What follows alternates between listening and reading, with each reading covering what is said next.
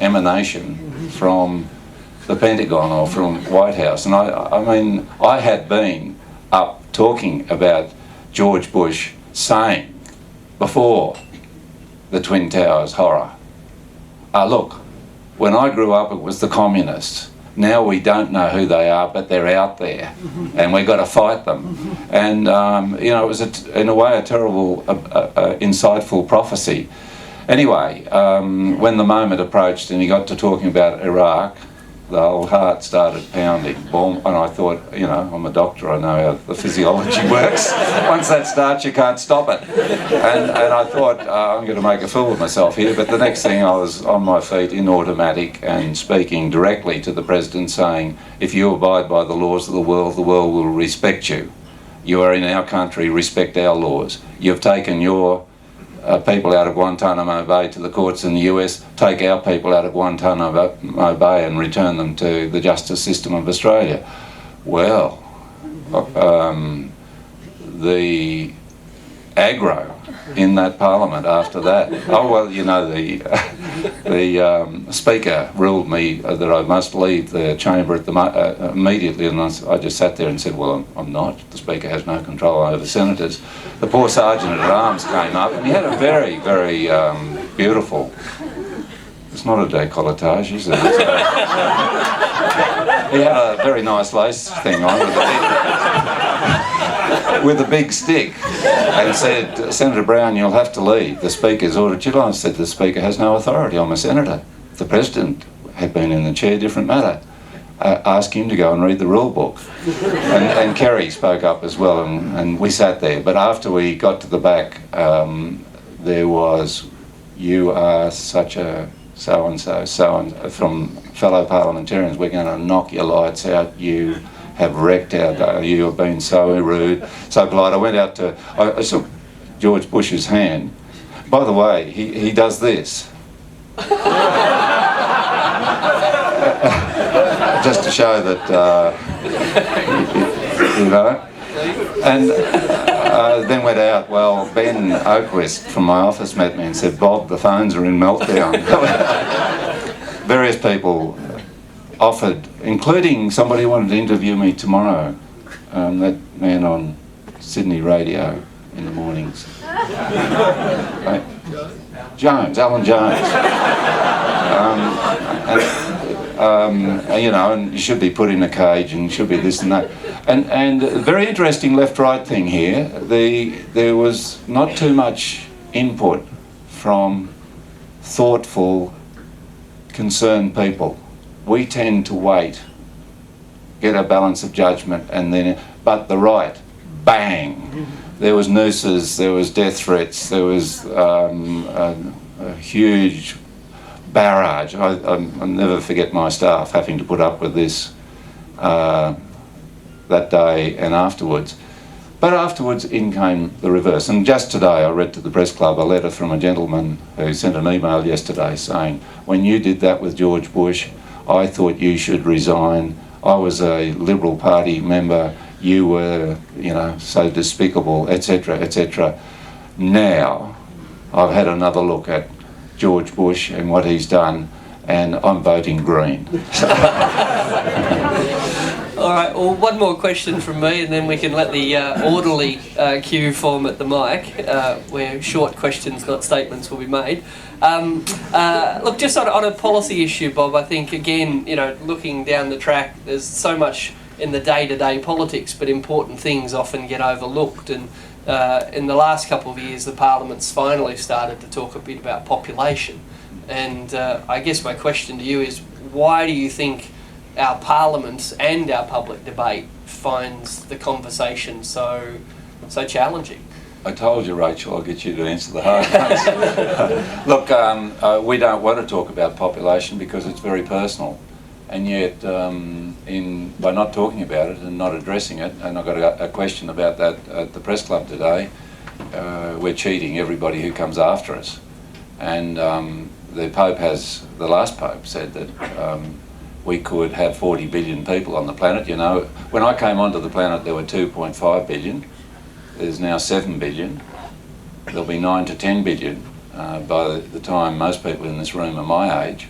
And then it may start to tail off by the end of the century, but the planet can't stand it. And we all know that. But it is the untalk-aboutable thing. The first thing is we have to share what we've got. And we all know that the fastest way to bring down population where it's growing fastest in the poorest countries is to make people literate and to give them food and to give them security. And if we only diverted 10% of our global military spending, $1 trillion each year, to that billion people who can't feed themselves, population, it's counterintuitive. Population would start to drop very quickly. You know the studies with the Grameen Bank in Bangladesh, those women who've been given those little loans to be able to run a little business, their family sizes have stayed much lower than the people who haven't got it, who are next door, who are still scratching. So that's the first thing, but we really have to address that but recognise that the big imprint on this planet is from us who are wealthy. 85% of the planet's owned by 10% of the people. And a child in Nepal's got 1/30th of the impact on the planet of a child here in Australia. And no wonder we're scared. But the best way to get out of being scared is to share. And all our cultural background says we should, but our own impulse says we mustn't. So it's a very important debate, and people like Dick Smith, you know, have got clouted around the head for raising it. But in his own way, it's been very important that he's done that. I hardly ever go to an audience of thinking people where population isn't raised as a central question, and if we don't address it, game's up. So we're a huge marauding mammal. Our herd size is totally out of control. We forget that. I always talk about David Suzuki's little story, forgive me those of you who have heard it before, reminding us that we are animals. When he said, I drove up to the supermarket in Vancouver and it had a sign on the window saying, animals not allowed in this store. So I got in my car and drove to a place where I could shop. And we either use our intelligence to deal with this or suffer the consequences. And the father of the Gaia theory, what's his name? Lovelock, predicts a population by the end of this century of 1 billion people. Now, what we have to do is fill in with our imagination of the process that's going to lead to that.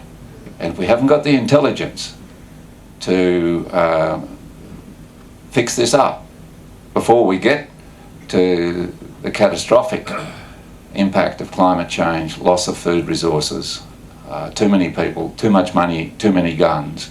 I was in Papua New Guinea with partner Paul, just a few weeks ago, and you know there's guns moving in that country. Somebody was confronted with a rocket launcher in the Highlands just the other week. A lot of political, huge corruption and environmental degradation. Wonderful people who want to be able to chart their own future, but it's very fragile, and we're not helping out too much. So we either use our God-given intelligence, if you like, or we're going to suffer some pretty harrowing consequences. Okay, I suspect there might be one or two questions around, but as I said, if there's a mic here, so if people would like to, but I think, yeah, go crazy. But you're not going to read that out, I can tell you now. It's only short. It is too long. If you've got it, all right. Questions, not statements, please. Yes, it's a question. Senator Brown, thank you for being here. Thank you. Yesterday, SBS replayed the chilling documentary Gasland on late night television. You probably watched it. You watched it.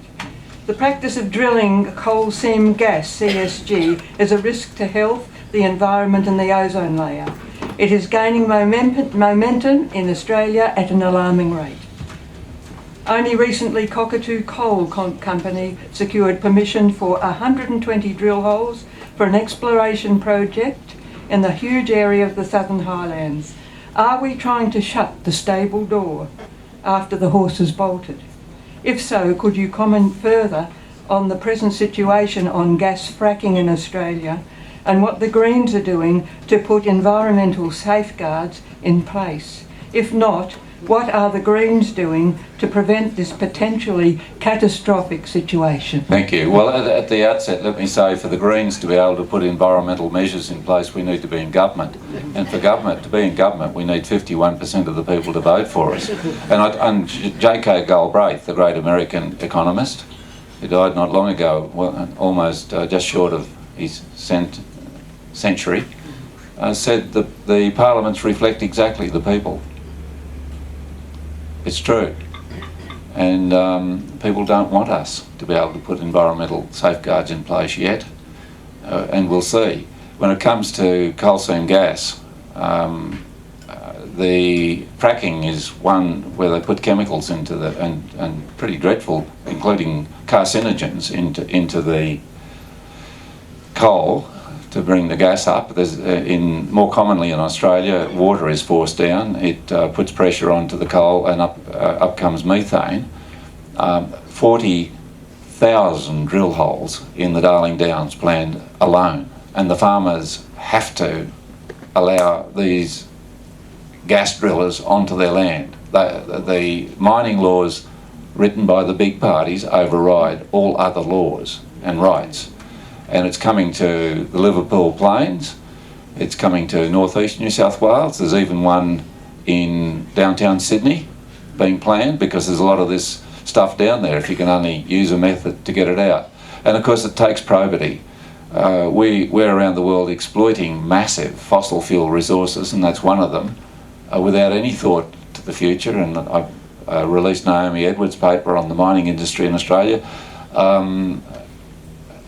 Who here, I'm just diverting for a second, who here thinks that foreign ownership of Australian mines, minerals, mining, is above or below 50%? Who thinks it's above 50%? Yes, it's 83%. We own 17%.